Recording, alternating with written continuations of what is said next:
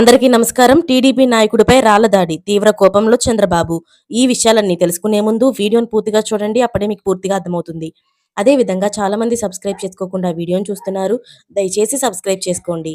Subscribe చేసుకోవడం వల్ల నేను చేసే ప్రతి వీడియో అప్డేట్ మీకు ముందుగానే నోటిఫికేషన్ రూపంలో వస్తుంది. అదే విధంగా లైక్ చేయడం మర్చిపోతున్నారు. దయచేసి లైక్ చేయండి.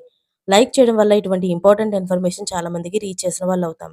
ఇక లేట్ చేయకుండా వీడియోలోకి వెళ్ళిపోదాం. పలాస టీడీపీ సీనియర్ నాయకుడు, జిల్లా కార్యనిర్వాహక కార్యదర్శి గాలి కృష్ణారావు ఇంటిపై శనివారం వేకువజామున 3 గంటల సమయంలో ఆయన ప్రత్యర్థులు రాళ్ల దాడికి దిగారు. ఆయన ఇంటి ముందు బ్యూటిఫికేషన్ కోసం ఏర్పాటు చేసిన చలవ అద్దాలను పగలగొట్టారు.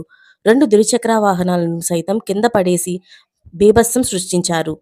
దీంతో తనకు రక్షణ కల్పించాలని కోరుతూ కృష్ణారావు కాశీబుగ్గ పోలీస్ స్టేషన్కు శనివారం ఉదయం ఫిర్యాదు చేశారు. దుర్గా పూజ సందర్భంగా శుక్రవారం రాత్రి తలెత్తిన గొడవే ఈ దాడికి కారణమని ఆరోపించారు.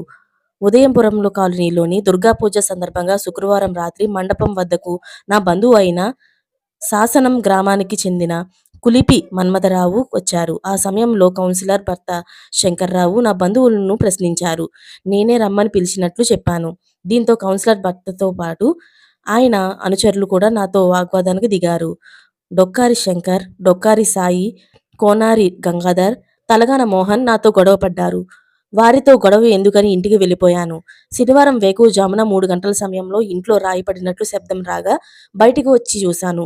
ఇంటి అద్దం పగిలిపోయి కనిపించింది. ద్విచక్ర వాహనాలు కింద పడి ధ్వంసం చేసి ఉన్నాయి. ఆ సమయంలో అక్కడ ఉన్నవారు ప్రశ్నించగా డొక్కారి సాయితో పాటు మరికొంతమంది రాళ్లతో దాడి చేసినట్లు చెప్పారు. శుక్రవారం రాత్రి దుర్గా మండపం వద్ద తనతో గొడవకు దిగిన వారే ఈ ఘటనకు పాల్పడి ఉంటారని టీడీపీ నేత కృష్ణారావు అనుమానం వ్యక్తం చేశారు. వారిపై చట్టపరమైన చర్యలు తీసుకోవాలని, తనకు రక్షణ కల్పించాలని పోలీసులను కోరారు. ఈ మేరకు కేసు దర్యాప్తు చేస్తున్నట్లు కాశీబుగ్గ సిఐ డి మోహన్ రావు తెలిపారు. ఇదిలా ఉండగా అందరితో కలివిడిగా ఉండే కృష్ణారావు ఇంటిపై దాడి చేయడం తగదని స్థానికులు, టీడీపీ నాయకులు విచారం వ్యక్తం చేశారు. దీనిపైన సీఎం చంద్రబాబు కూడా తీవ్ర కోపంతో ఉన్నట్టు తెలుస్తుంది. ఇలాంటి లేటెస్ట్ అప్డేట్స్ అన్ని మీరు ముందుగానే పొందాలి అనుకుంటే ఛానల్ని సబ్స్క్రైబ్ చేసుకోండి. అలాగే పక్కనే ఉన్న గంట సింబల్ని క్లిక్ చేయడం మర్చిపోకండి. Thanks for watching friends.